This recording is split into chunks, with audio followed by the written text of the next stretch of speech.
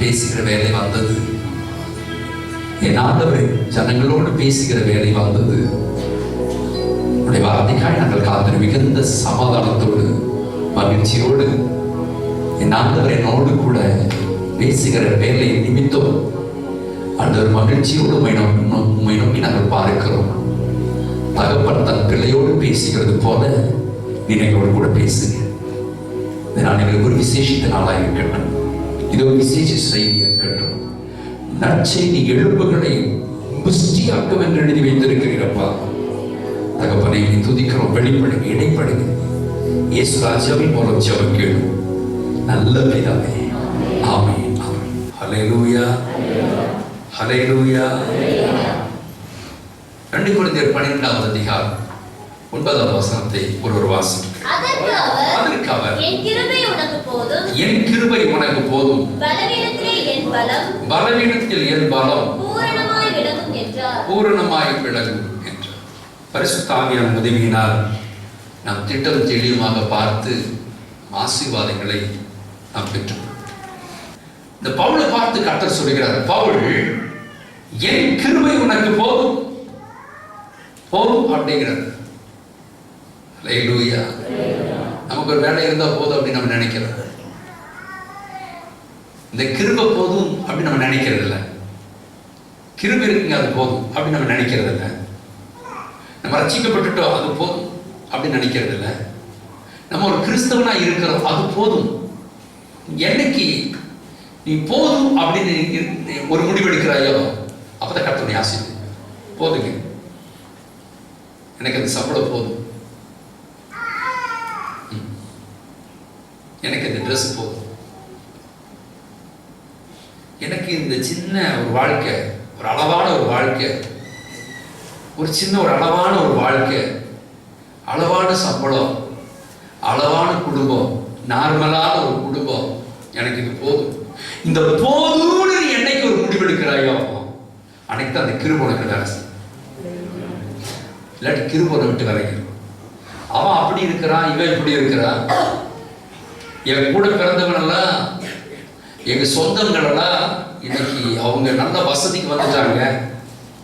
அவங்களுக்கு முன்னாடி நீ வாழ்ந்து காட்டணும், அவங்களுக்கு முன்னாடி நீ தலை நிமிர்ந்து காட்டணும் அப்படி நினைச்சினா நீ தலை நிமிர்ந்து வாழ்ந்து காட்டிடுவேன். கிருபை உன்னை விட்டு விலகி ஏதோ ஒண்ணுதான் கர்த்தர் சொன்ன, கர்த்தர் பவுல் இந்த முள் எனக்கு கொடுக்கப்பட்டிருக்கிறது சொல்லும்போது கர்த்தரை கேர் பண்ணிக்க வேற. அந்த முள்ளுக்கு கர்த்தர் ஆன்சர் பண்ண வேற. முள்ளு குத்தி இருக்கா, எங்க குத்துச்சு, எப்படி குத்துச்சு, எங்க போன, அப்படியெல்லாம் அவங்க அந்த பவுலுக்கு இடத்துல கர்த்தர் கேட்க வேற. அந்த முள் குத்துதப்பா, முள்ளு குத்துதுன்னு பவுல் சொல்லிட்டே இருக்கிறாரு. 3 முறை சொல்லிட்டே இருக்கிறாரு. ஏசப்பா அந்த முள்ளை குறித்து கர்த்தர் பேசல. அந்த முள்ளை எடுக்கிறேன்னு பேசல, அந்த முள்ளு இருக்கட்டுன்னு சொல்லல, அந்த முள்ளை குறித்து கர்த்தர் பேசல. என் கிருபை உனக்கு போதும். அல்லேலூயா. அப்போ இந்த போதும் அப்படிங்கிற ஒரு நல்ல எண்ணம் நமக்குள்ள வரும். போதுப்பா. அல்லேலூயா. பவுல் சொல்லுகிறான் 2 கொரிந்தியர் 12ஆம் அதிகாரம் 7வது வசனம். நான் என்னை உயர்த்தாதபடிக்கு என் மாமிசத்தில் ஒரு முள் கொடுக்கப்பட்டிருக்கிறது. என்னை நான் உயர்த்தாதபடிக்கு அது என்னை குட்டும் சாத்தானா இருக்கிறது. கவனிக்க வேண்டிய காரணம், முதல்ல அது முள்ளா இருந்துச்சு. பவுல் சொல்லுகிறார், முதல்ல அது முள்ளு மாதிரி தெரிஞ்சது, பின்னாடி சாத்தானா மாறிடுச்சுன்னு பவுல் சொல்லுகிறார். அப்போ முள்ளு ஆரம்பத்தில் என்ன செஞ்சிடணும்? ஒரு முள்ளு காலில் ஏறும் பொழுது அதை பிடிங்கி போட்டுரும். ஒரு முள் உனக்குள்ள வருதுன்னா அந்த முள்ளை வச்சு நீ விளையாண்டுட்டு கூடாது. அதான் சாத்தான மாதிரி நிற்குது. ஒரு பாவம் உனக்குள்ள வருதுன்னா அந்த பாவத்தை நீ பிடிக்க எடுத்துடணும். யோசேப்புடைய வாழ்க்கையில பாவம் வந்துச்சு. அந்த பாவம் அவனை கட்டி பிடிச்சது, அந்த பாவம் அவனை துரத்தினது, அந்த பாவம் வஸ்திரத்தை பிடிச்சது, வஸ்திரத்தை விட்டுட்டு நிர்வாகமா ஓடினாரு. யாருங்க? யோசேப்பு. நீ அந்த முள் வரும் பொழுது அந்த முள்ளை நீ ஆரம்பத்திலே பிடிக்கிறவனுக்கு, அந்த முள்ளை நீ பிடிக்கிற அப்படின்னா அந்த முள் உனக்கு சாத்தான மாதிரி. சாத்தான மாறிச்சுன்னா அது போகவே போகாது. பல தலைமுறைக்கு போகாது. தப்ப வளர விடக்கூடாது, தவற வளர விடக்கூடாது, பாவத்தை வளர விடக்கூடாது, முள்ள வளர விடக்கூடாது. அந்த முள் சாத்தான மாதிரி. ஆரம்பத்தில் அது முள்ளாத இருக்கு. அல்லேலூயா. இந்த முள்ளை குறிச்சு, இந்த முள் எப்படி வந்தது என்று சொல்லி நாம் கடந்த வாரத்தில் பரிசுத்த ஆவியான உதவினால் கடந்த வாரத்தில் வாசித்தோம். இங்கே வசனம் எப்படி இருக்கு பாருங்க. 1 பேதுரு 5வது அதிகாரம் 8வது வசனத்தை வாசித்தோம்.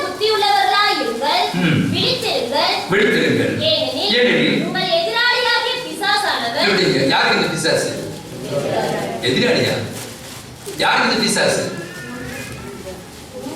உங்கள் பிசாசு. எப்படி இருக்கு? உங்கள் பிசாசு. பைபிள் எப்படி இருக்கு பாருங்களேன். பிசாசு யாரு? எங்கள் பிசாசு அப்படி சொல்ற மாதிரி ஆண்டவர் எழுதுறாரு. எப்படி எழுதுறாரு? ஏன் அப்படி சொல்றாரு? நீ பிசாசுக்கு என்ன செஞ்சுட்ட? நீ இடம் கொடுத்துட்ட. நீ பிசாசுக்கு இடம் கொடுத்ததுனால பிசாசு உங்க பிசாசா மாறிட்டா. பிசாசுக்கு இடம் கொடுக்கக்கூடாது. இன்னைக்கு எல்லாவற்றுக்கும் காரணம் பிசாசு. உன் பிள்ளைகள் 10,000 மொபைல் கேட்கிறானா பிசாசுடைய வேலை. மொபைல் எடுத்துட்டு இப்படி தள்ளிட்டே இருக்கிறானா விதவத்தில் நான் கீழே விழுந்துற போது விதவத்தில் கீழே விழுந்துற போது. மொபைல் தவறல, ஆனா மொபைல் பல மணி நேரம் உட்கார்ந்துருக்கிற பார்த்தியா? மொபைல் தவறல, வீட்டு வேலை இருக்கிற செய்ய நேரத்தில் மொபைல் வச்சு உட்காந்துருக்கிற பார்த்தியா? மொபைல் தவறல, பள்ளிக்கூட ஹோம்வொர்க் நடக்க நேரத்தில் மொபைல் வச்சு உட்காந்துருக்கிற பார்த்தியா? நீ பிசாசுக்கு இடம் கொடுத்தபடியால் பைபிள் என்ன சொல்கிறது?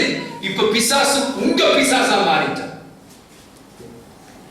ஆரம்பத்தில் அது முள்ளாதான் இருந்துச்சு. பிசாசு முள்ளாதான் இருந்தா ஆரம்பத்தில் இப்படி போட்டிருக்கலாமா? சிலர் கணவன் கண்டுக்க மாட்டாங்க. கணவன் சரியா சபைக்கு வர மாட்டார், கண்டுக்க மாட்டாங்க.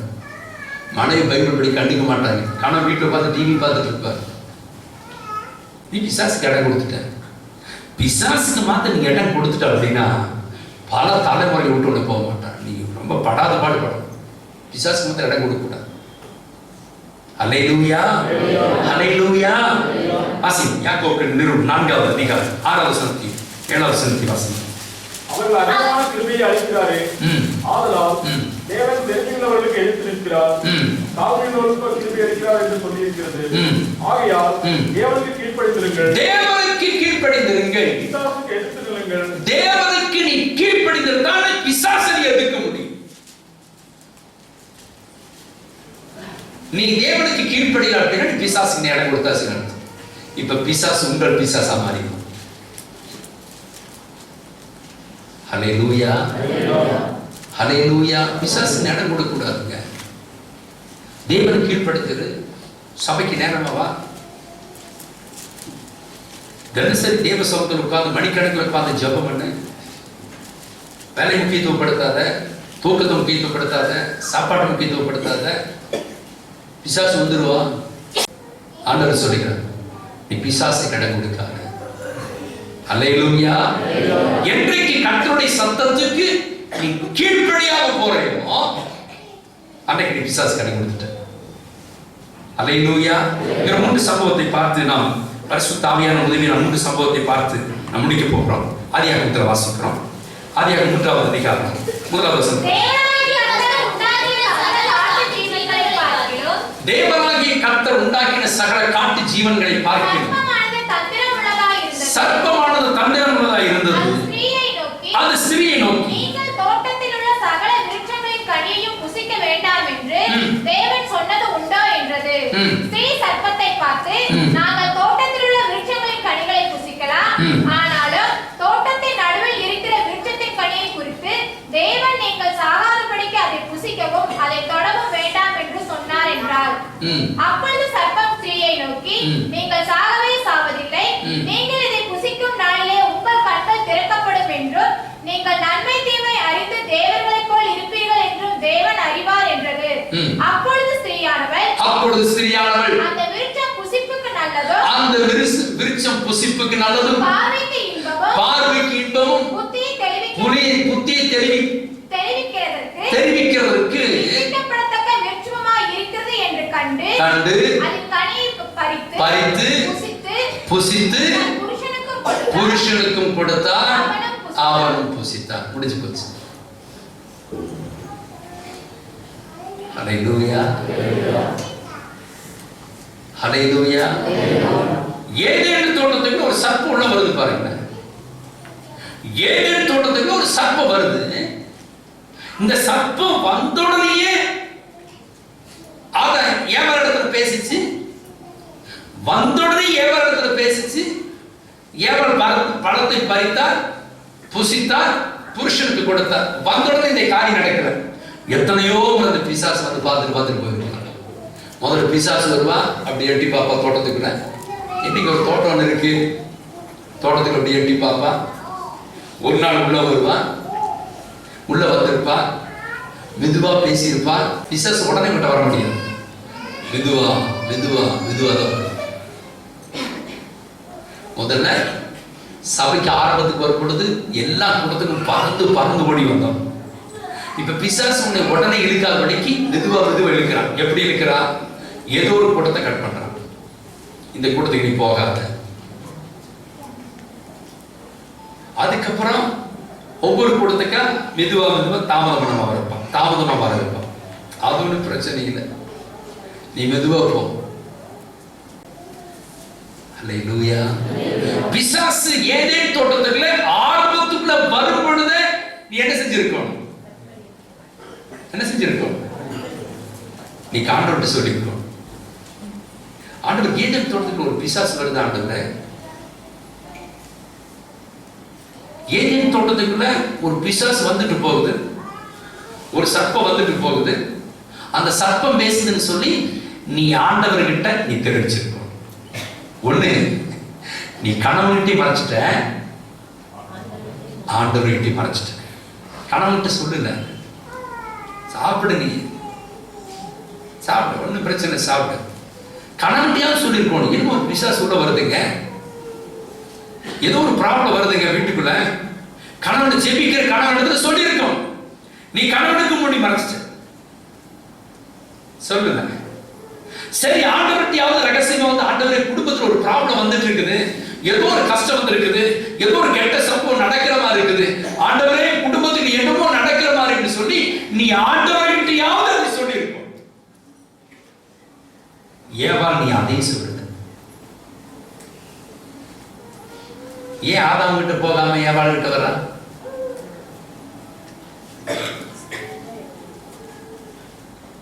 அல்லேலூயா. அவர் பலவீனமானவள், ஸ்திரீகள் பலவீனம். அதான் பலவீனத்தை கண்டுட்டா பிசாசு. என் கிருபை உனக்கு போதும், அத பலவீனம். உன்னுடைய பலவீனத்தை தெரிஞ்சுட்டா பிசாசு. பலவீனத்தை தெரிஞ்சு பிசாசு இப்ப உங்ககிட்ட வர பிசாசு. இப்போ ஏதேன் தோட்டம் போச்சு, தேவனும் போச்சு, தேவ சாயலும் போச்சு. 5 வாசிக்கிறோம். ஆதாம் 130 வயதாகும் பொழுது இப்ப தேவ சாயல் போச்சு. இப்ப தேவ சாயல ஆதாம் இழந்துட்டான். தேவ சாயலை இழந்த ஆதாம் தன் சாயலாகவே தன் ரூபத்தின்படி ஒரு குமாரனை பெற்றெடுத்து அவனுக்கு சேத் என்று பெயரிட்டார். அதே 1:27 வாசிக்கிறோம். தேவன் தம்முடைய சாயலாக மனுஷனை சிருஷ்டித்தார். இப்ப ஆதாமுக்கு பிறந்த குழந்தை தேவ சாயல் அடைஞ்சிருச்சு. ஏன்? நீ பிசாசு கிடைக்க, பிசாசு இடம் கொடுத்ததுனால சாயலே போச்சு. அல்லேலூயா. ஆகவே ஆண்டவர் சொல்லுகிறார், நீ பிசாசுக்கு நீ இடம் கொடுக்காத, நீ பிசாசுக்கு இடம் கொடுக்கிறவன் எங்க வேணாலும் கைவிட்டான். அல்லேலூயா, அல்லேலூயா. இங்க வாசிக்கிறோம், மத்தேயு சுவிசேஷத்துல வாசிக்கிறோம். மத்தேயு சுவிசேஷம் 13ஆம் அதிகாரம் 25ஆம் வசனத்துல வாசிக்கிறோம். எப்படி இந்த பிசாசு வந்தா, மனுஷன் நித்திரை பண்ணுகையில் அவருடைய சத்துரு வந்து கோதுமைகளுக்குள் களைகளை விதைத்துக் கொண்டு போனான். எப்படி பிசாசு வந்த? உனக்கு தூக்கமே பிரதானம். தூங்குவது தவறல, அது எப்ப தூங்கணும் ஒழுங்கு இருக்கு. நீ என்னைக்கு கண்ட நேரத்தில் தூங்குனியா வந்துட்டா உங்க பிசாசு. தூங்க கூடாது. நாளை இரவு நேரத்தில் நல்லா தூங்கிக்கலாம். பகல்ல உன்னால முடியல அப்படின்னா கொஞ்ச நேரம் தூங்கிக்கணும். ஹல்லேலூயா, ஹல்லேலூயா. நீ என்னைக்கு தூங்காத நேரத்துல என்னைக்கு நீ தூங்குனையா அன்னைக்கு வந்தாச்சு பிசாசு. நல்லா கவனி. பிசாசு மாத்திரம் வாழ்க்கை நீ இடம் கொடுத்துட்ட தலைமுறை போக மாட்டான். நான் வேற வசனத்திலிருந்து சொல்லிட்டு இருக்கேன். பிசாசு ஒன்ஸ் உங்கள்கிட்ட வந்துட்டா அப்படின்னா பல தலைமுறைக்கு விட்டு போகவே மாட்டான். உன்னை அழிக்க போகவே மாட்டான் பிசாசு. அதான் பிசாசுடைய வேலை. அவன் அழிப்பதற்கும் அவன் திருடவும் அழிக்கவுமே வந்தான் என்று பைபிள் சொல்லுகிறது. உன்னை அழிக்காம போகவே மாட்டான். அல்லேலூயா, அல்லேலூயா. வாசிங்க இன்னொரு வசனத்தை, மார்க்கு சுவிசேஷம் 3ஆம் அதிகாரம் 15ஆம் வசனம். வியாதிகளை குணமாக்கி பிசாசுகளை துரத்தும்படி பிசாசுகளை துரத்துகிறார் ஆண்டவர். ஒண்ணு பிசாசுக்கு என்ன செய்யாத, இடம் கொடுக்காத. ஹல்லேலூயா. பிசாசுக்கு இடம் கொடுக்காத கர்த்தர் சொல்லுகிறார். இரண்டாவது கர்த்தர் என்ன சொல்லுகிறாரு? நீ தூங்காத, பிசாசு வந்துருவாங்கிறாரு கர்த்தர். மூன்றாவது என்ன சொல்றாரு? பிசாசு நீ என்ன செய்ய, துரத்து. நல்லா கவனிங்க. அழுவோம், ஜெபிப்போம், உபவாசிப்போம், எல்லாமே நீட்டா போயிட்டு இருக்கும். பிசாசு மட்டும் துரத்தவே மாட்டோம். ஏன்னா அவன் நம்மாடு வருகிறார். பிசாசு துரத்துகிறார் ஆண்டவர். ஹல்லேலூயா, ஹல்லேலூயா. பிசாசு துரத்து. வீட்டுல படிக்கும் பொழுது ஒரு சொம்ப தண்ணி எடுத்து, ஆண்டவரே ரத்தம் மாற்றுங்க, என் வீட்டுக்கு விரோதமா வருகிற, குடும்பத்துக்கு விரோதமா வருகிற சாத்தானே இயேசுவின் நாமத்தில் நீ விலகின துரத்து. துரத்துற வேண்டிய பிசாசு இன்னைக்கு. அல்லேலூயா. பிசாசு கட்ட துரத்த சொல்றது. பிசாசு துரத்து. பெருமையை கொண்டு வருகிற பிசாச துரத்து. தூக்க மயக்கத்தை கொண்டு வருகிற பிசாச துரத்து. வியாதியை கொண்டு வருகிற பிசாச துரத்து. கட்ட துரத்த சொல்றார். நிறைய பேர் பிசாச துரத்தது கிடையாது. ஆனா நினைச்சவங்க நல்ல பைபிள் படிப்பாங்க, நிறைய ஸ்தோத்திரம் பண்ணுவாங்க. ஆயிரக்கணக்கான ஸ்தோத்திரம், பலாயிரக்கணக்கான ஸ்தோத்திரம். அதெல்லாம் நீட்டா போயிட்டு இருக்கு. பிசாசு துரத்த மாட்டாங்க. இயேசு பிசாசை துரத்தினார. ஹல்லேலூயா, ஹல்லேலூயா, ஹல்லேலூயா. வாசிங்க யோபு 1 அதிகாரம் வாசிங்க 6 வசனம் 7 வசனம். ஒரு நாள் தேவபுத்திரர் கர்த்தருடைய சந்நிதியில் வந்து நின்றபோது சாத்தானும் அவர்கள் நடுவிலே வந்து நின்றான். கர்த்தர் சாத்தானை பார்த்து நீ எங்கே இருந்து வருகிறாய் என்றார். சாத்தான் கர்த்தருக்கு பிரதியுத்தரமாக பூமி எங்கும் உலாவி அதில் சுற்றித் திரிந்து வருகிறேன் என்றான். கர்த்தர் சாத்தானை நோக்கி என் தாசனாகிய யோபின் மேல் கவனம் வைத்தாயோ. ஹல்லேலூயா. இப்ப யோபிட்ட சாத்தான் போறான். நீ என்ன செஞ்சிருக்கணும்? நீ துரத்திருக்க. நீ துரத்த வந்துச்சு ஒரு பாம்பு. 2 டைம் அந்த சாத்தான். 2வது வசனத்தில் வாசிக்கிறோம். 2வது நீ எங்கே இருந்து வருகிறாய் என்றார். சாத்தான் கர்த்தருக்கு பிரதியுத்தரமாக பூமி எங்கும் உலாவி அதில் சுற்றித் திரிந்து வருகிறேன் என்றான். அப்பொழுது கர்த்தர் சாத்தானை நோக்கி தாசனாகிய யோபின் மேல் கவனம் வைத்தாயோ. உத்தமனும் சன்மார்க்கனும் தேவனுக்கு பயந்து பொல்லாப்புக்கு அவனைப் போல பூமியில் ஒருவனும் இல்லை. முகாந்தரம் இல்லாமல் அவனை நிர்மூலமாக்கும்படி நீ என்னை ஏற்கிற போதிலும் நான் இன்னும் உத்தமத்தில் உறுதியாய் இருக்கிறேன். அப்ப 2வது பிசாசு வரும்பொழுது நீ என்ன செஞ்சிருக்கணும்? நீ துரத்தி. பிசாசு வருவாங்க. பிசாசுக்கு முதல் எதிரியே நம்ம தாங்க. பிசாசுக்கு முதல் எதிரியே நம்ம தான். பரிசுத்தமான முதல் எதிரி பிசாசுக்கு. ஆண்டவர் சொல் பிசாசை தொடர்த்து எல்லாத்துக்கும் பிசாசு தான் காரணம். எல்லாத்துக்குமே பிசாசு தான் காரணம். பிசாசு என்ன செய்ய தொடர்ந்து. 3வது 4வது வாசிப்போம். ஹல்லேலூயா. யோவான் சுவிசேஷம் 13 அதிகாரம் 2வது வசனத்தை வாசிப்போம். சீமோனின் குமாரனாகிய யூதா ஸ்காரியோத்து அவரை காட்டிக் கொடுக்கும்படி பிசாசானவன் அவன் இருதயத்தை தூண்டின பின்பு. ஹல்லேலூயா, ஹல்லேலூயா. எப்படி வராம பிசாசு யூதாஸ்ல வர்றாங்க. யார் இந்த யூதாஸ்? தேவனுடைய 12 சீசன்ல ஒரு சீசன் யூதாஸ். இப்ப இந்த யூதாஸ் கிட்ட பிசாசு வராங்க. கர்த்தர் பிசாசை துரத்த சொல்றாரு சீசன் இடத்துல. பிசாசுகளை துரத்து விடுங்கப்பா. பிசாசை துரத்துற அதிகாரத்தை கர்த்தர் கொடுக்கிறார். பிசாசு துரத்துன்னு சொல்லிட்டு பிசாசு துரத்தக்கூடிய அதிகாரத்தை கர்த்தர் கொடுக்கிறார். ஹல்லேலூயா. பிசாசனுக்கு சாப்பாட்டு வழியா வந்துட்டு இருக்கிறான். பல ரூபத்துல பிசாசு வந்துட்டு இருக்கிறான். துரத்து பிசாசு. ஹல்லேலூயா. இங்க வாசிக்கிறோம். ஹல்லேலூயா. இப்ப யூதாஸ்க்கு பிசாசு வரும். ஏன் பிசாசு வந்தா? மத்தேயு சுவிசேஷம் 26வது அதிகாரம் 14வது வசனத்தை 15வது வசனத்தை வாசிக்கிறோம். அப்பொழுது 12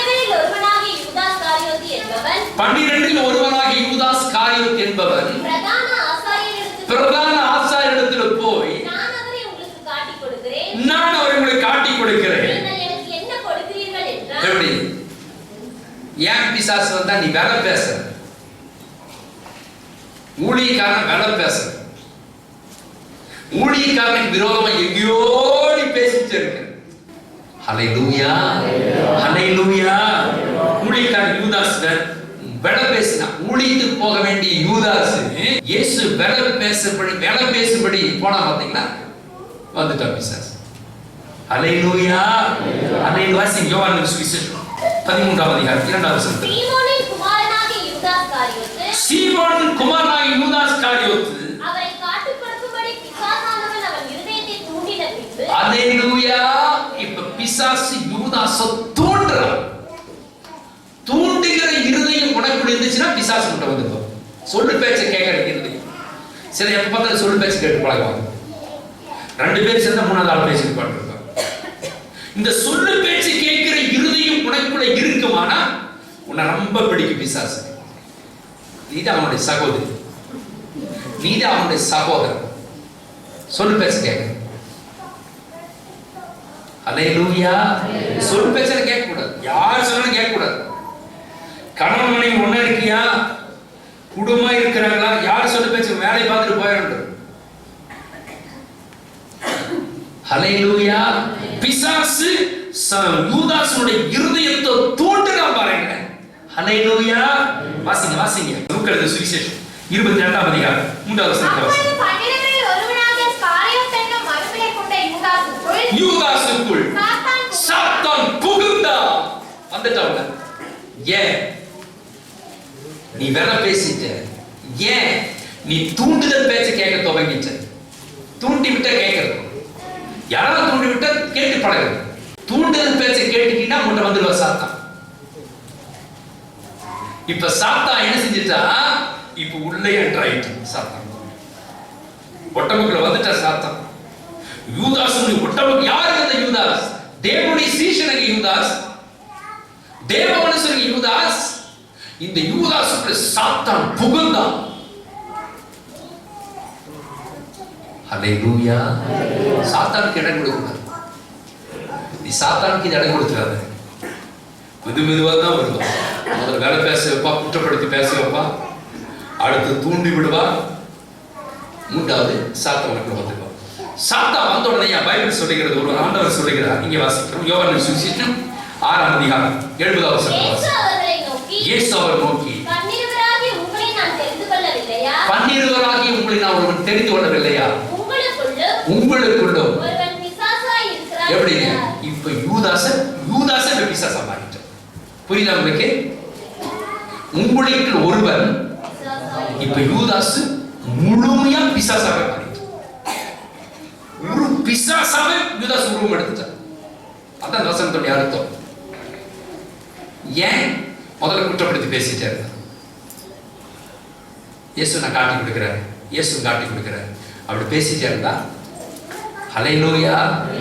ஹலே பிசாசுக்கு இடம் கொடுத்தா, தூண்டுதல் பேச்சு கேட்டா, பிசாசு உள்ள வந்தா, பிசாசு உள்ள வந்த உடனே யூதாஸ் பிசாசாவே மாறிட்டான். பிசாசு பிடிச்சிருக்காரு. பிசாசு பிடிச்சா விடுதலை ஆகிடலாம். நீங்க பிசாசா மாறி ஒண்ணு பண்ண முடியாது. ஹல்லேலூயா. நீங்க பிசாசா மாறிட்டு அதுக்கப்புறம் ஒண்ணுமே பண்ண முடியாது. ஹல்லேலூயா. பவுல் சொல்லுகிறார், ஒரு முள் எனக்கு கொடுக்கப்பட்டிருந்தது, அது சாத்தான் என்னை கூட்டும், அது சாத்தானுடைய தூதனாய் இருந்தது. அந்த முள்ளை நீ கட் பண்ணல, ஆரம்ப ஸ்டேஜை நீ கட் பண்ணல அப்படின்னா, ஒரு சின்ன குழந்தை தப்பு பண்ணா கூட நீ கரெக்ட் பண்ணணும். அவன் சின்ன பையனை விடக்கூடாது. ஒரு சிறியவராய் வீணாக போவது தெய்வ சித்தமான ஆண்டவர் எழுதுகிறார். ஒரு சின்ன பையன் தப்பு பண்ணா அவன் சின்ன பையன் நீ சொல்லக்கூடாது. எடுத்துருவன் பெல்ட்டை இல்லடாகிட்டு சோறு கொடுப்போம், சோறு போடக்கூடாது. என்னடா சர்ச்சில் ஆட்டம் கட்டிட்டு இருக்கு, நீ தூங்கிட்டு கிட சபையில. ஹல்லேலூயா. அந்த ஆரம்பத்தை கட் பண்ணிட்டா பின்னாடி அவனை ஆசீர்வாதம். இல்லாட்டி பிசாசு பிடிச்சுக்குவான். முள்ளடி எடுத்தாருன்னா பிசாசு நீ எடுக்க முடியாது, டாக்டர் எடுக்க முடியாது. ஹல்லேலூயா. ஹல்லேலூயா. ஒரு வசனத்தை வாசித்து முடித்துருவோம். 1 யோவான் 3ஆம் அதிகாரம் 8வது வசனத்தை வாசித்து முடிச்சிருவோம். பாவம் செய்கிறவன் பிசாசினால் உண்டாயிருக்கிறான். நீ பாவம் செஞ்சினா பிசாசினால் உண்டாயிருக்கிறான். பாவம் செய்கிறவன் பிசாசினால் உண்டாயிருக்கிறான். ஏன்? பிசாசானவன் ஆதி முதல் பாவம் செய்கிறான். பிசாசானவன் ஆதி முதல் பாவம் செய்கிறான். பிசாசினுடைய கிரியைகளை அழிக்கும்படிக்கு தேவனுடைய குமாரன் வெளிப்பட்டார். கர்த்தர் சொல்லுகிறார். போன வாரத்தை நம்ம கேட்டோம், அந்த முச்செடி அது அக்கினி இரையாகுவதற்காக நான் அந்த முச்செடி வைத்திருக்கேன் கர்த்தர் சொன்னார்.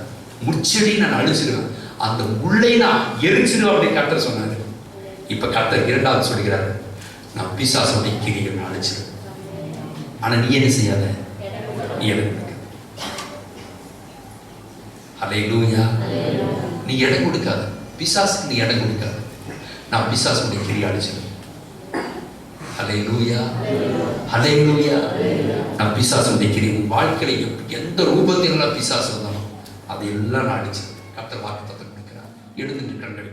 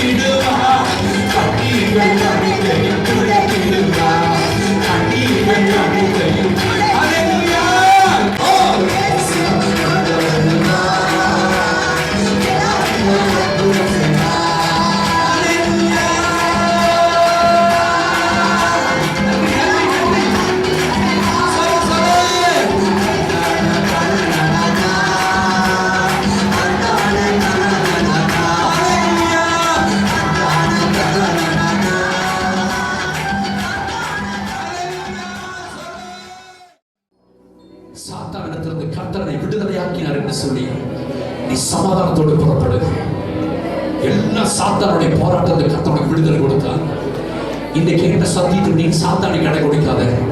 ஆனாலும் எங்களை கொடுத்த விடுதலைக்காக நாங்கள் மேன்மை பாராட்டுகிறோம். எங்களை கொடுத்த சுகத்திற்காக நாங்கள் மேன்மை பாராட்டுகிறோம். தாமதமானாலும் நாங்கள் சுகத்தோடு நாங்கள் புறப்பட இருக்கிற ஆண்டவரே, ஒவ்வொரு பிள்ளையும் ஆசீர்வதி. நாளை வராதா பிள்ளைகளை மன்னிச்சிருங்கப்பா ஆண்டவரே, உங்கள் கரத்தில் ஒப்பு கொடுக்கிறோம். எல்லா சகல துதியும் கனமும் மகிமையும் புகழும் ஸ்தோத்திரங்களும் உமக்கு உண்டாகட்டும். இயேசு நாமத்தில் ஜெபிக்கிறோம் நல்ல பிதா.